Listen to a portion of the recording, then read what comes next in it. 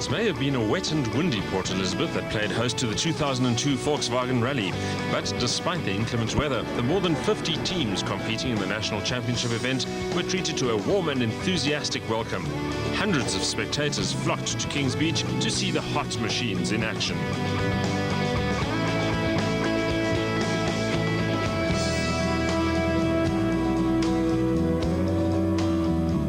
The 2002 Volkswagen Rally sees the start of the second half of the National Rally Championship, and up to now it's been a season of attrition with some of the favourites already out of the running. However, for Volkswagen, who are also the sponsor of this event, it does seem like it's going right all the way.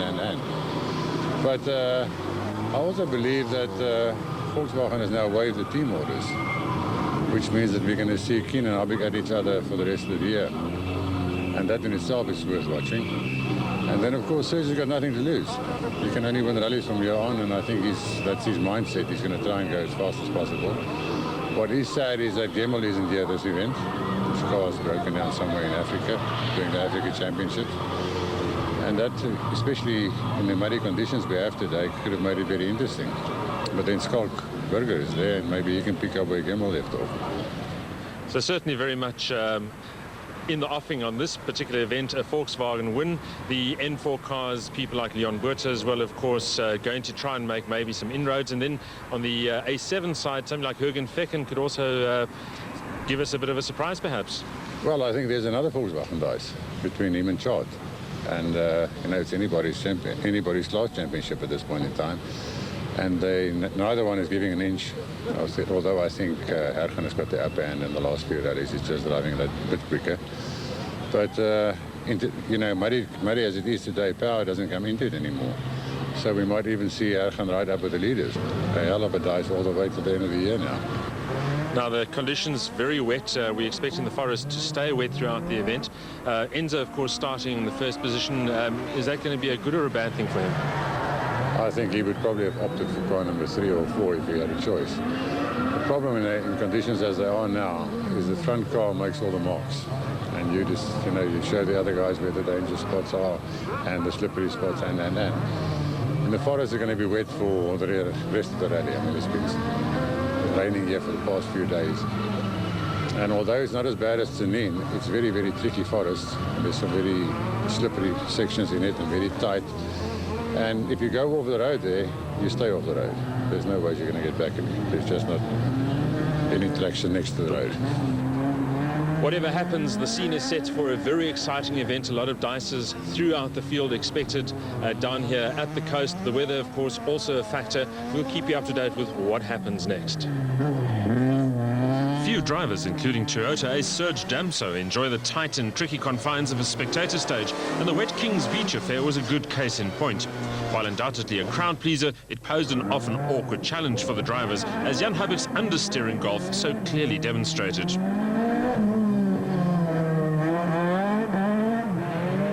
Young gun Jürgen Fecken is something of a whiz kid when it comes to the tight stuff, and looked every bit as quick as the more powerful Golfs.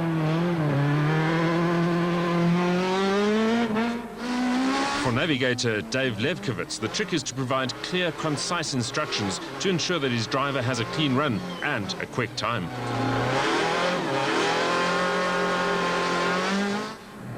In theory, the extra traction of the all-wheel drive Class N4 Subaru Impreza of Skalk Burger and Piet Swanepoel should be an advantage on the water-slick tar. But in reality, the larger sedan wasn't as nimble as the smaller hatchbacks, much to the chagrin of the now drenched spectators. The drum only added insult to injury.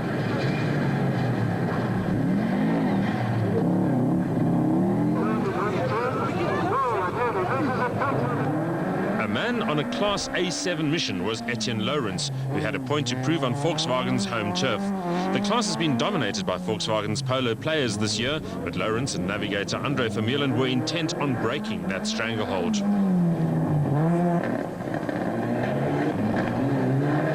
Another all-wheel drive contender is the Mitsubishi Lancer Evo of Fernando Rueda and Martin Buerter, which has been stirring up the rally pot with some good results this season thus far.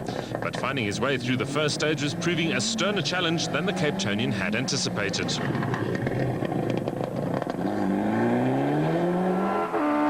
Stage 2 offered some relief from the tight stuff with long straights on dirt and tar, allowing the crews to extend their high-speed steeds.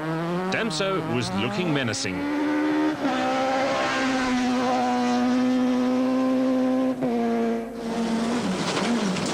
Having bowed out of the Sasol Rally, defending champs Harvick and Douglas Judd felt they had a point to prove in Port Elizabeth, while also keeping their title hopes alive. With not only Damso, but also hotshot teammate and Logs leader Enzo Kuhn to watch out for, Harvick needed a strong result.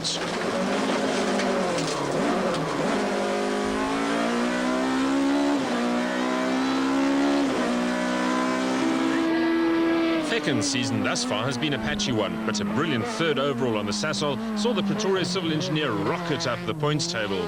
He would be keeping A7 leader Chart van der Walt in his sights on this rally.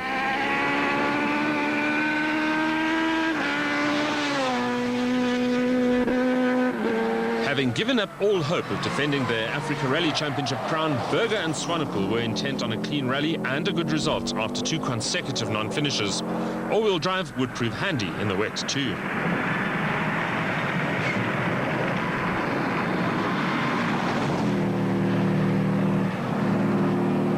Team Total lead man Lawrence looked in inspired mood in Port Elizabeth at the helm of a Corolla, said to be in particularly fine fettle for the event. But it was also clear that A7 class leaders Chart van der Walt and Mike Burrows were intent on consolidating that position. Their consistency has been the key to their success thus far.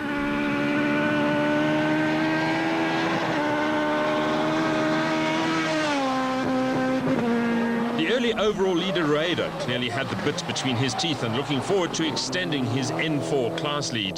The times were proving just how quick the ever backfiring Lancer is in anger.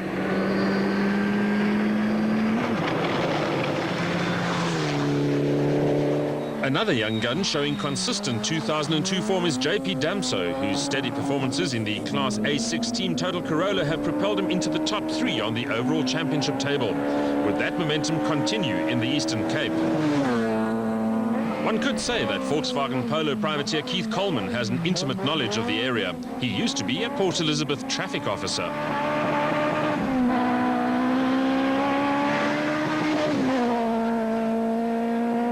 Another Volkswagen privateer starting to assert himself is Barry Grobelaar. After non-finishes on the first 2 events, his subsequent showings have been much more promising. Always a crowd favourite, Top Car's own tail-wagging BMW in the hands of Cliffy Blackman raises cheers wherever it goes, even more so if it's sideways. With the organisers clearly intent on bringing the rally action to the people, Stage 3 was a mix of fast and slow sections using a flyover near Uitenhage. Again, the crowds arrived in their thousands to see the likes of Kuhn and Aris in action. The problem with stages such as this is that the drivers have very little margin for error, yet need to press on in their quest for the quickest time. With spectators crowding the pavements, it's not always easy to see the next corner, and there's always the danger of an errant soul venturing into the path of a fast-approaching rally car. Stage 3 saw the times of the top contenders very closely matched. Damso remained undeterred by the crowds, piloting his crisp-sounding Castrol Toyota Corolla to the second quickest time.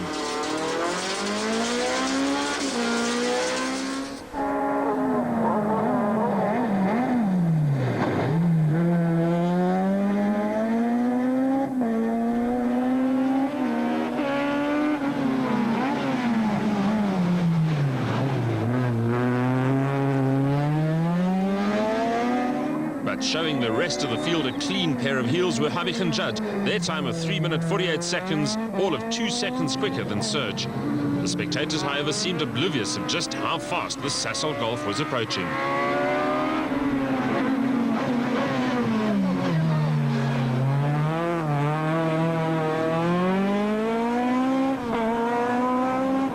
The Works Polo player, Fecken and Levkovitz, was also one of the speed machines on this stage, although a slight misfire did not bode well for longer gravel stages due to be tackled that night.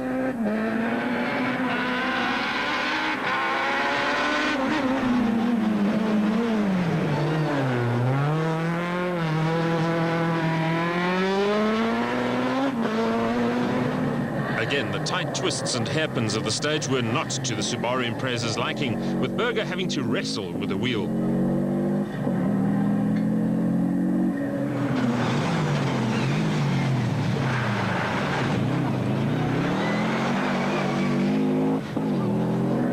But even the rain that was now starting to bucket down couldn't deter Lawrence from a blistering third fastest time. The Aldo Scribante Racing Circuit hosted the Volkswagen Rally's only super special stage, which pits two teams at a time against each other in a race against the clock. The results were always exciting and sometimes confusing. From the Damso Hodgson Castrol Toyota Corolla, it's plain to see how the wet tar makes the going tricky. Each car had to complete 2 different laps of the stage, which added some muddy tracks and tight gaps to the equation.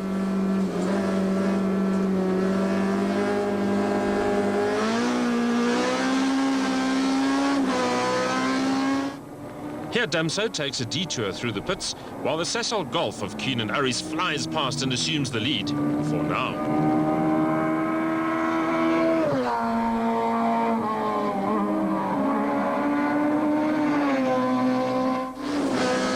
Inside, the Corolla's surge was hard at work as he battled to keep the car on course.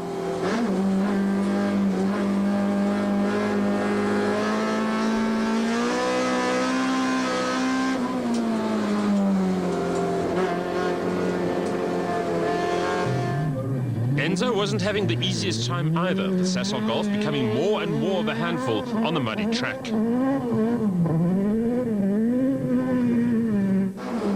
While it looks as if Enzo is gaining the upper hand of the Toyota driver, the reality is that at this point they were very closely matched.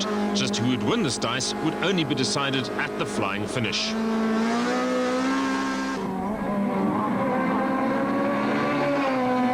Next, Fecken's Quicksilver Polo was paired with a faster but larger Golf of teammate Habich.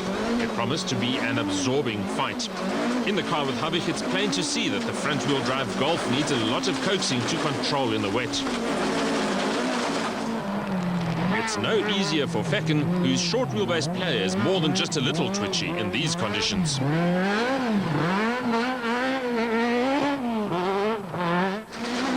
Bergen is all arms as the Polo struggles for traction.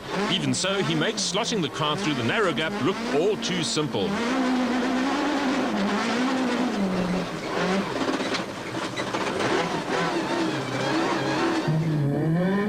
While the poor conditions do act as an equalizer, Habich has little trouble in shrugging off the challenge from Fecken and sets the fastest stage time in the process.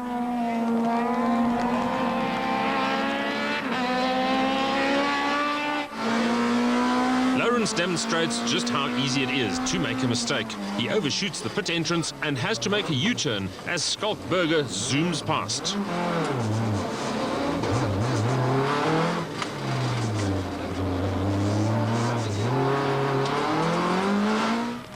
The big Subaru looks less affected by the conditions and makes the most of its all-wheel drive traction.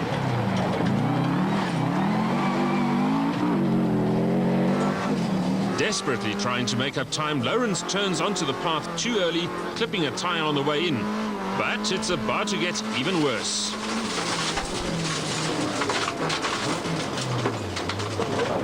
The momentum of the car easily outstrips its marginal traction, and the Team Total Corolla plows into the tyre wall. The damage is slight, but in the heat of the moment, nothing seems to work anymore.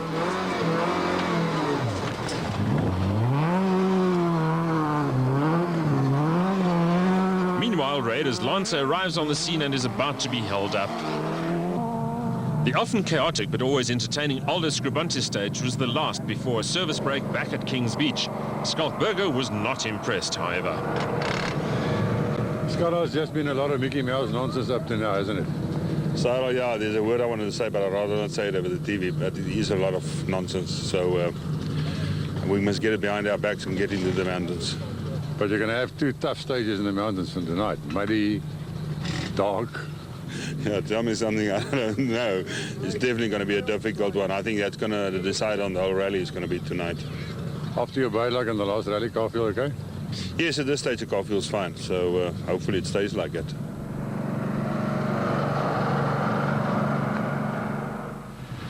Going to be nice to me.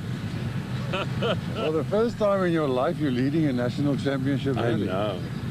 Are we on the camera now? Is it rolling? Yes.